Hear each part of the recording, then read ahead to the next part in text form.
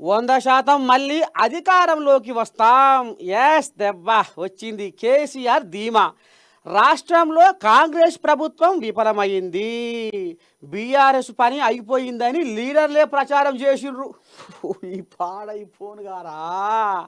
ఒక్కసారి ఓటమికే కొట్టుకుపోయే పార్టీ కాదు. అయోమయంలోనే 10 మంది ఎమ్మెల్యేలు పోయిండ్రు. ఆహా, ఏది ఈ గుసగుస.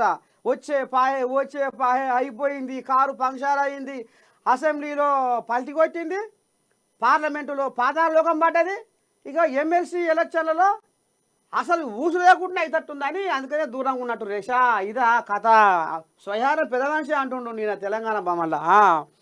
ఏడాది పొడవునా సిల్వర్ జూబ్లీ ఉత్సవాలు. అమ్మని దండం పెట్టి 365 రోజులే పండుగ. ఎన్ని డబ్బులు ఖర్చు పెట్టాలి. ఆహా, ఉంది ధీమా ఉంది. హరీష్కు కమిటీల ఏర్పాటు బాధ్యత. ఓ అమ్మా, అనుకున్న పని అయిందిరా దేవుడు. నిన్న నర్సే తాతతోటి ఆడికి వచ్చిన కోయాగలు చోట మాట నాయకులు కొన్ని కోయాగలు ఎమ్మెల్యేలు ఇదే ముచ్చటేసినాయి. ఏమంట ఈ కేటి రావులకు పెత్తానం వంట కట్టిండో అంతా ఉత్తపూడియ కాడికే వచ్చింది కథ అన్నట్టే పగ్గాలు. ఇప్పుడు హరీష్కు కమిటీల ఏర్పాటు బాధ్యత. ఓహో, హరీష్ అవ్వయ్యని మళ్ళా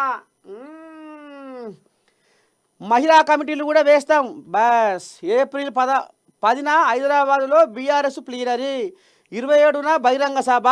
పార్టీ మారిన ఎమ్మెల్యేల స్థానంలో ఉప ఎన్నికలు ఖాయం. ఇక తీసుకుందాం.